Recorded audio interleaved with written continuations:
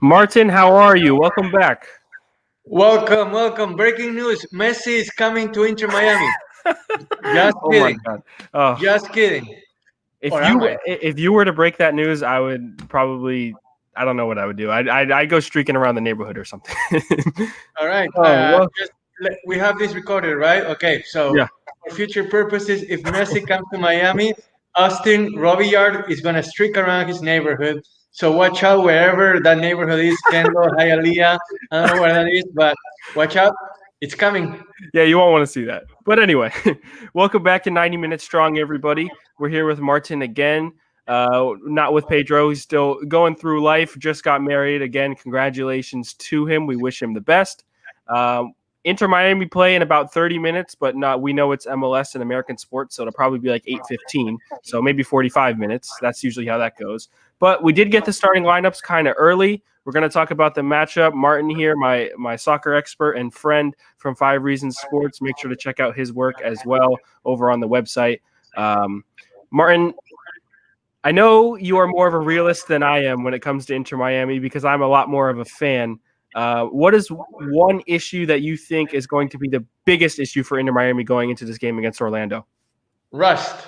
They haven't played in a month, while Orlando City is fresh off the MLS's back final. So if you want an issue, that's it right there. I mean, when you came back from 4 months of not playing, then you play 3 matches, and then you don't play for a month, you're bound to be rusty. If you think the Heat are gonna be rusty after winning the series against the Pacers, and if the Bucks series takes longer than we think, then a month away for Inter Miami, that's a lot too. I mean, so expect not a lot of crisp passes and like tactical brilliance out of Inter Miami tonight. Maybe I'm wrong. Maybe there's surprises, but that would be the logical thing to I happen. I hope you're wrong because that's basically exactly what we saw in the three games in the tournament. It was rough to watch, no crisp passing, no team chemistry, but we'll see. Um, But they have had more time to train now. They have had more time together. and So we did get a full training time with Leandro Gonzalez Perez, the center back that we had signed, wasn't allowed to play in the tournament due to stupid MLS rules, but it is what it is. He will actually be playing tonight. He has been named as a starter. Um, expect to see anything big from him? Do you think it's going to be an impact on defense? I honestly haven't seen him play since he left River. So I mean, so it's the Gonzalez Perez I remember should be a solid center back duo with compatriot fellow Argentinian Figal. So I mean, it should be, if not the best, one of the top three center back duos in the MLS. But again, I haven't exactly followed Tijuana in the Liga MX. He was only So there. He was only there for 6 months. We didn't get to see much out of him, but I will say he left Atlanta in 2019 as an MLS All Star, and in the 2 years prior, in 2017, 2018, he left with an MLS title and was named fourth in voting for Defender of the Year. that's and those credentials coming back to the league that made him an all-star, and where he seems to be comfortable. That should tell you that Inter Miami is sagging where the rest of the league is singing. Where teams like LA Galaxy, LAFC are all offense all the time. Inter Miami with Gonzalez Perez and the upcoming, we don't know when, arrival of Matuidi into the starting lineup. Not tonight, but eventually. It's gonna be one of the most formidable defenses, at least on paper, that they have in the MLS, and that's saying something. Absolutely. So I'm gonna read out the starting lineup for everybody that hasn't heard it yet. Uh, Luis Robles is playing keeper again. Uh, Not much of a surprise there. Then we have Figal, LGP. We have Reyes and Sweat in a back four. We're expecting Reyes to play at right back. I'm not totally sure how that's going to work. We haven't seen him do that yet for the team. Sweat will go into his normal left back role. Then we have Trapp and Ujoa in the midfield, along with Pizarro as a number 10. You have Morgan on the right, Pellegrini on the left, and Carranza up top. So we're not going to see Agudelo. We got news that Robbie Robinson hasn't cleared quarantine protocol yet to come in. Made me very upset because I'd rather see him play than any other striker on this team. But Carranza comes into the starting lineup. What does the attack need to do in your eyes in order to get him on the score sheet or gain some kind of confidence going forward? Because we saw barely any goals scored. And there were so many individual hits in the final third. There was no creativity up there. What exactly does Inter Miami need to do? What does Diego Alonso need to put forth in this team to finally score some goals and have a pretty style attacking play? All right, I want you to do this with me. Carranza. Roll those I R's. cannot roll those R's. Carranza. I cannot roll those R's. Like, just try it once. Make my day. Come on, Carranza. Carranza.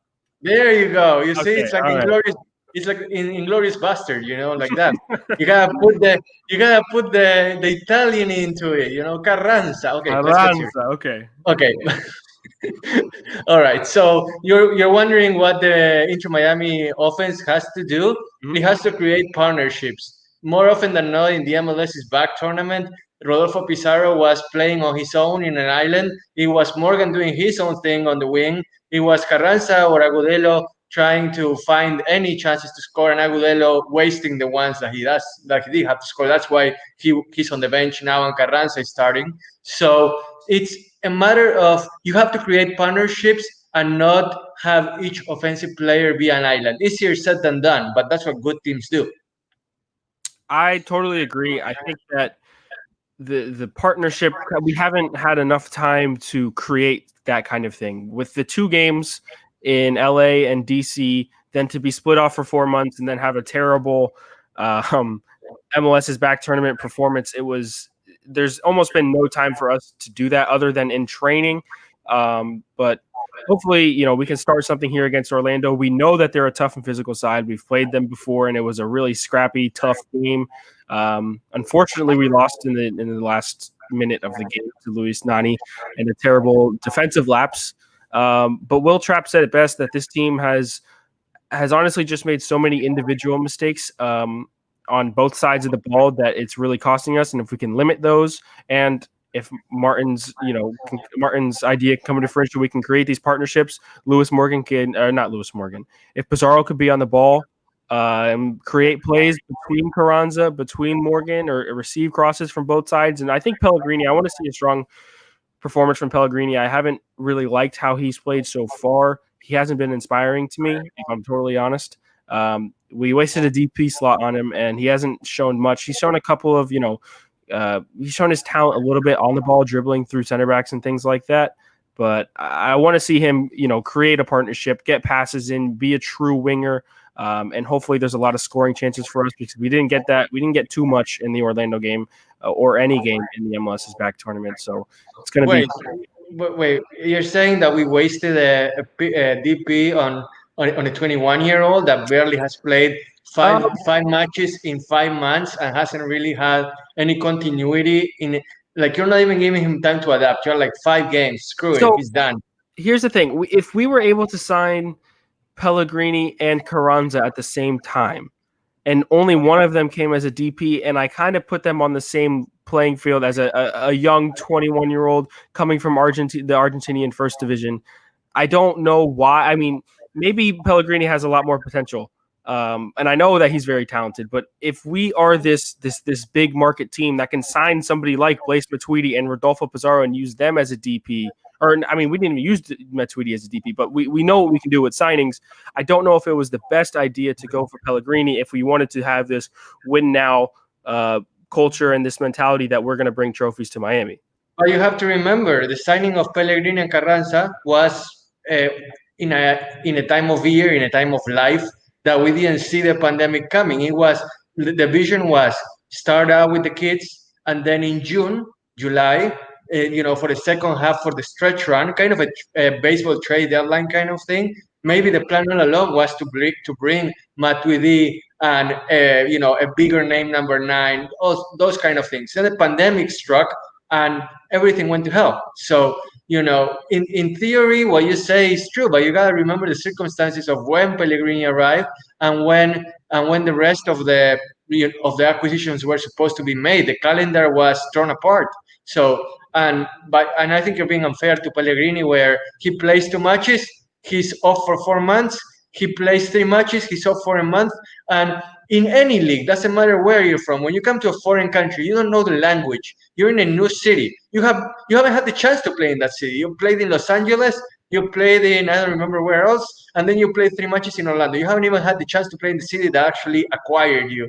So, give him a little time. I know the team is 0-5 and it's frustrating, but you gotta give him time to adapt because it's not easy to not only adapt to a new league but to a new country. So give him at least, I would say, 10 matches. If after 10 matches he's that disappointing still, then we can give up on him if you want. Okay, fair enough. For me, it was more about yeah, he's young and he's a 21-year-old, and we're at that point when he was one of the first signings. It was looking towards the future and building a roster that could be that has longevity. And then the pandemic struck, and all of these things kind of happened, and we had no idea what to expect from there on.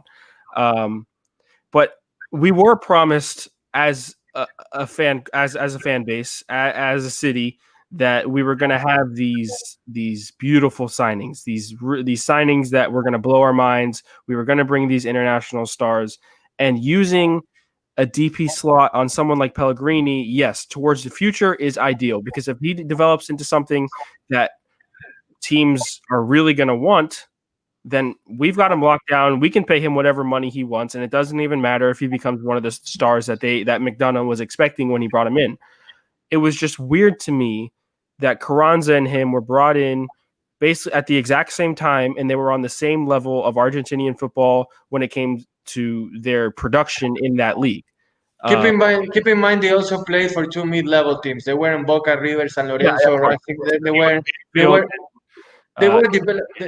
were like mid-tier. They were mid-tier teams. But regardless, okay, you want big-time international signings in a market that's broken right now. Who do you want? Like besides Madrid that already came, who in this broken market where nobody has money, who do you want? It's easy to say, oh, we should have No, the big time signings. Who's out there that you think Beckham can go get? well, this DP signing came before we knew that we weren't going to have money, or Yeah, that it was a long term. It was a long term play. thing.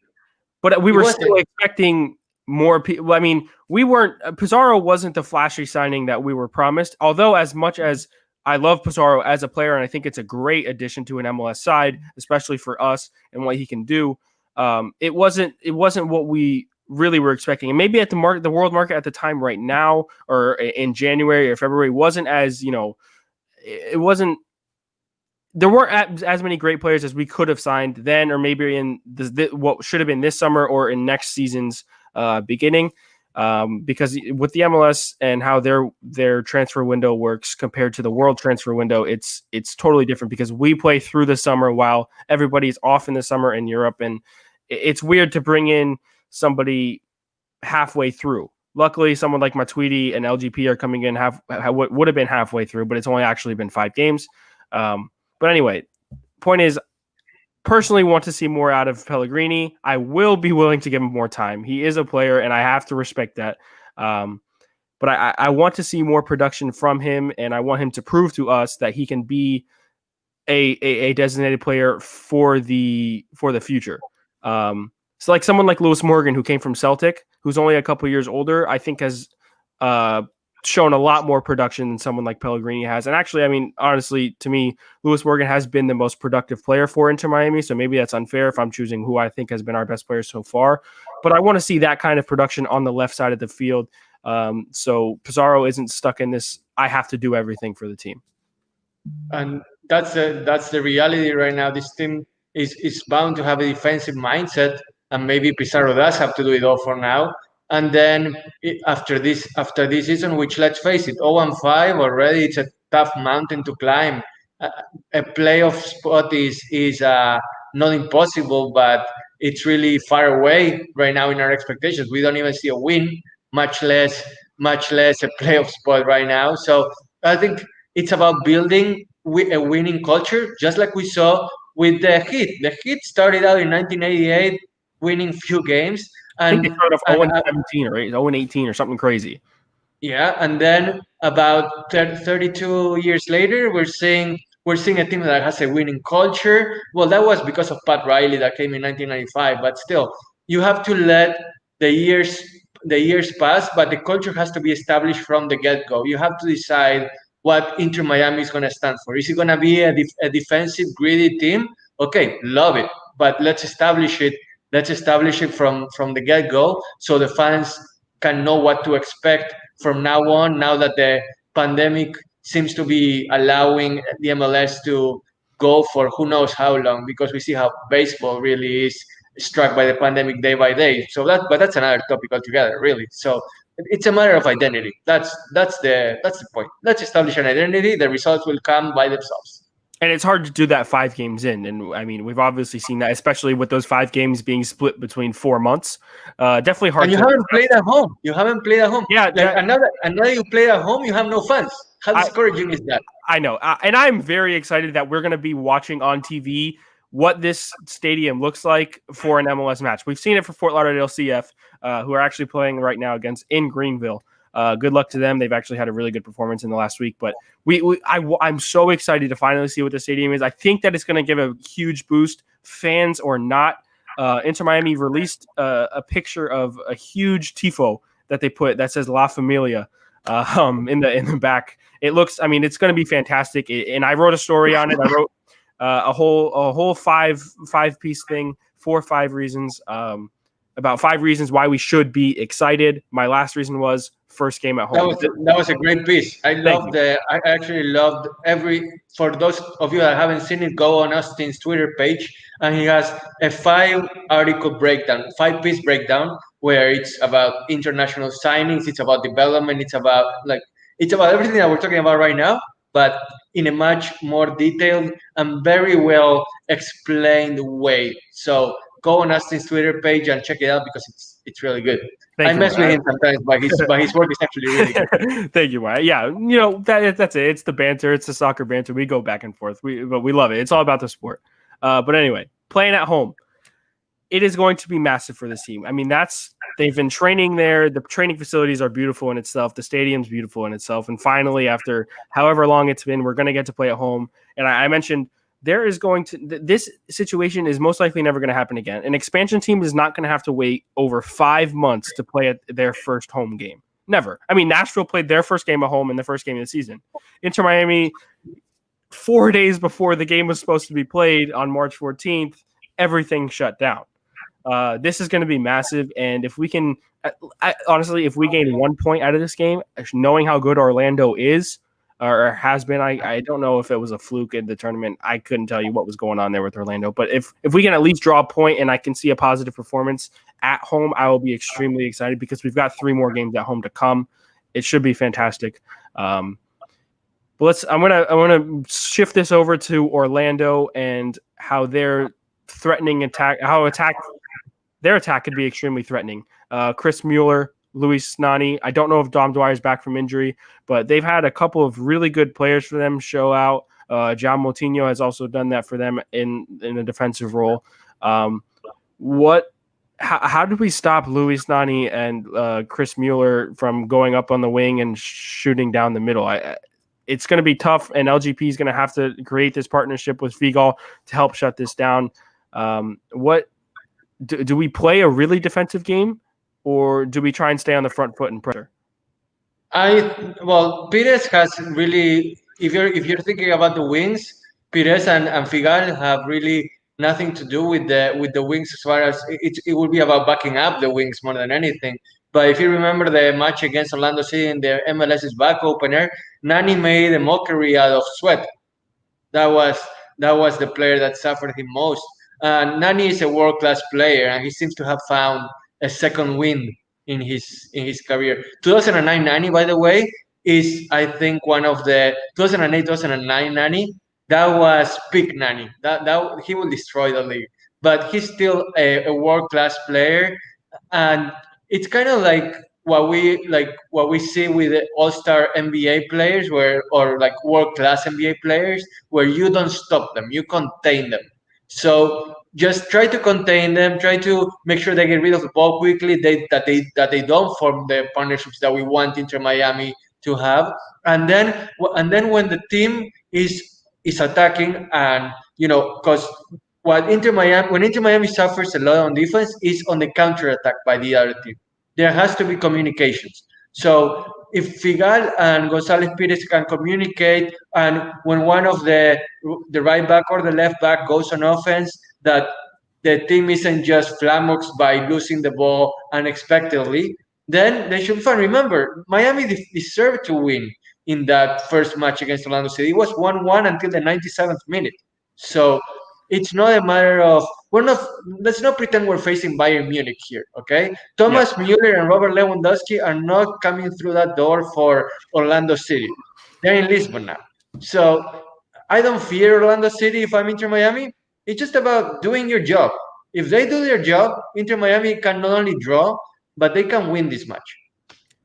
You know, I love the positivity from you because I'm only expecting a draw. So if we get a win, I'll be ecstatic. Who heard you? That's who heard you. Well, Did your girlfriend break up with you earlier today? Inter Miami have hurt me 5 games in a row, and it has just been draining. So it's. Oh man, I'm hoping for a win. I'm obviously super anxious, and I'm probably more of a fan than I possibly should be. But this is a huge game. I think the implications of this game being at home, being the first game back, and continuing the 2020 regular season. I think we have to make a mark somehow. And if Diego Alonso, he's an experienced manager, and he's won major tournaments in Mexico. 2 CONCACAF Champions Leagues, that is, with 2 different teams, which is massive. I don't think any other manager has done that before, and if so, very little. But he'll have time to actually look at this opponent and be like, okay, here's what they've done all throughout the summer. How can we combat this? So we have this new signing at center back. We can be stronger defensively. Where do I need to improve on with this team tactically? And I think that will be a positive thing. It will just come down to individual errors and the chemistry that this team has built up or not built up. We will have to see that today on the field. I want to move into the midfield here and talk about Trapp and Ulloa. With Matuidi coming in, how much pressure is on both of their backs to not lose their starting role? There is no pressure. One of them is going to lose one of them the is. starting role. Do you think it's going to bring something out of them that we haven't seen yet? No, I mean, because look, you are the player that you are. You can't play thinking that you're gonna surpass a world-class World Cup champion from 2 years ago. Again, just do your job. You went from from playing really well against Orlando City in the MLS's back opener to disappearing against NYCFC in the elimination match. So if Ulloa he had an assist. The assist in the goal against Orlando City was Ulloa being out there in the box, being aggressive and forming those partnerships. So yeah. I mean, Trapp was largely irrelevant throughout the tournament. Like he wasn't a disaster. He wasn't really good. He was just I mean, you don't remember a single thing he did in that tournament. So if I had to give you kind of a who has the edge right now, I would say Ulloa has the edge because of his recent performances. But it's really about if you do your job, you at least gain the trust of the manager to be the first sub. For the manager to know that he can trust you in case of injury or having to rotate the squad. Because having 3 really good midfielders it's better than having 2 really good midfielders, really. So do your job. Like make sure that the team is solid and can have a good transition from defense to offense, and everything then will sort itself out. Really, 100% agree. And I think that another contender that we haven't talked about yet is Lee Win, who has come on as a sub in I think almost every single game, and he's never gotten the start yet. Don't know why. I would like to see him play, even though originally he was more of an attacking mid, but in LAFC he moved down as a defensive mid and played the role perfectly. And I think that he's been impactful when he's comes on as a sub. But that's another player who could have a great partnership with Matuidi in the midfield when he comes in. We have a comment here from Brian saying Lewis Morgan playing. Yes, he is, and look out for him today. I think he's gonna. I want to see another inspiring performance from him. I think he's done really well for us. But in the midfield, so it's Trapp and Ulloa. I think Ulloa, I agree with you. He has the edge. One thing I want to see from them is if they're able to hold possession. We've not won the possession battle in any of the 5 games that we've played. I mean, it's probably been far off every single game. I think we've had no more than 45%, some going all the way down to like 33. So I think holding possession in the midfield and creating some kind of a triangle with Pizarro at the attacking mid position, or even with the wings, will be really important. And if Trapper or Ulloa aren't able to show that, of course, one of them are going to lose the spot to Mitswidi, and it could be really detrimental to them. But I want to see better possessions. I want to see holding possessions. I want to see us, be able to control the ball in order to create chances going forward, and not just have to have these direct over-the-top balls trying to find somebody or crosses from the wing. That's the only thing that we can rely on. And we're not playing a 5 at the back, so it's not going to be as wide of a formation as we've seen with 3 in the backs. So holding possession in this formation is extremely crucial. And I want to see a little more out of Trap and Ulloa today that we didn't see in the tournament. I think they did okay, both of them together as a collective in LA and DC. We're not outclassed by any means in those 2 games, but in the tournament, didn't see too much from them. If you think Inter Miami is going to win today, how many chances, how many goals do we get? Is it going to be a great performance? I say prediction-wise, I'm gonna say Inter Miami 2, Orlando City 0 today. It's gonna be like 1-0, and then in the last 15 minutes, Orlando City is gonna go all out, and on a counter attack, Inter Miami is gonna put the match away. And I think the defense is gonna show great improvement with Gonzalez Pires making his first appearance for the team. That a clean sheet would be the most ideal result. I would have to say that would be perfect. 2-0. I would say 2-1. I think that Nani probably shows some class in here today, and maybe finds Chris Mueller because he's been really good for them. So we'll see what happens. But 2-1, 2-0, a win, and then we move on in the next couple of days to play Atlanta. I think in 4 days, another big game. But Inter Miami are back. Orlando City, 8:00. Martin, thank you so much for coming on. Thank you. And before we leave, let me send a huge happy birthday shout out to 3 of my family members that have happy birthdays today. My aunt Silvina, my cousin Galit, and my dad Marcelo. They are in Argentina, Paraguay, and Israel. So spread all over the world. Wow. So huge birthday shout out for them today. I love you all. And, I hope that everything is great with you guys. Happy birthday to Martin's family. Everyone, thanks for coming by. Really appreciate it. We will see you all soon, and hopefully we get a good result today. And we'll be back sometime soon when Inter Miami play again. Martin, thank you. Thank you.